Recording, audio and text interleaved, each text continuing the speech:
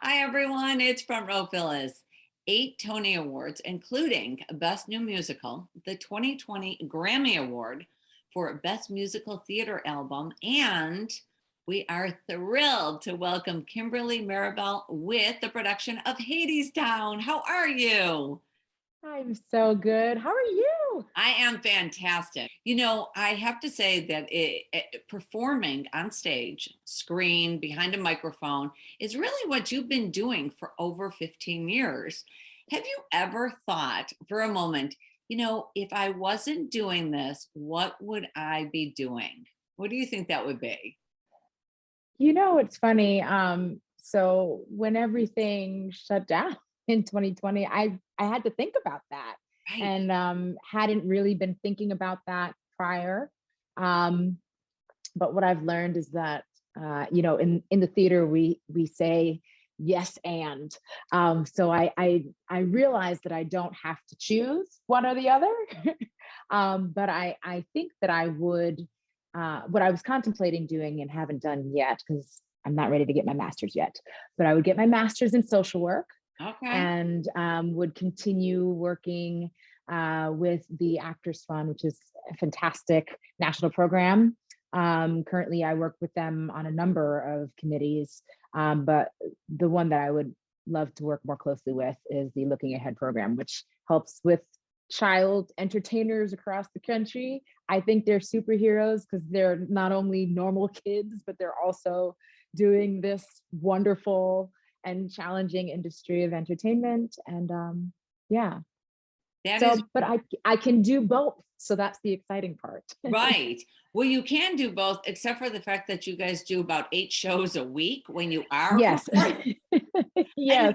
how does one, I've always wanted to know, how does one gain the stamina to go through that? That's a lot. I mean, I know people that work hard, and we all in this business. I mean, there's, people ask me all the time, they're like, your hours are crazy. I'm like, well, that's why we get into this business because it is crazy, but it is nothing compared to what you guys do. I mean, you are on stage, you're performing, and it's 8 shows a week. Wow. Yeah, it is a challenge, Right. but one that I love. Right. I would say that I have the heart of an artist and the mind of an athlete. Um, That's and great. I just there's something about being able to go to the theater every day and do what I love, 8 times a week. Right. And a lot of going through the day is about how do I maintain my body and my mindset to be able to do the show tonight. Yeah. So there's that sense of sort of athletic discipline, if you will, Yeah. that I wouldn't have it any other way, to be honest. Right. So you have been on Broadway in some of the biggest and the best musicals, from The Lion King to Book of Mormon to Dreamgirls, Hairspray. I mean, I'm just naming all of my favorites, and there's so many more. So, Right. what is that one ingredient that you learned from some of the productions? There's probably not even just one, there's probably several, but Think for any show, the goal is to tell a great and necessary story.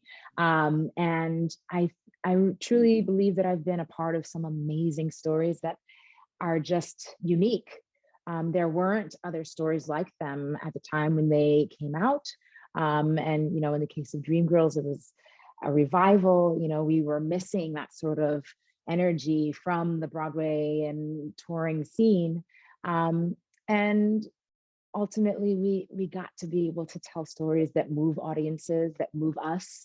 And yeah, I think a special ingredient is humanity. Are we engaging in stories that excite us as human beings and make us feel things? absolutely. So, speaking of stories, okay, let's talk about Hadestown, and especially Yes. for the viewers that have never seen it and that are going to be coming to the show.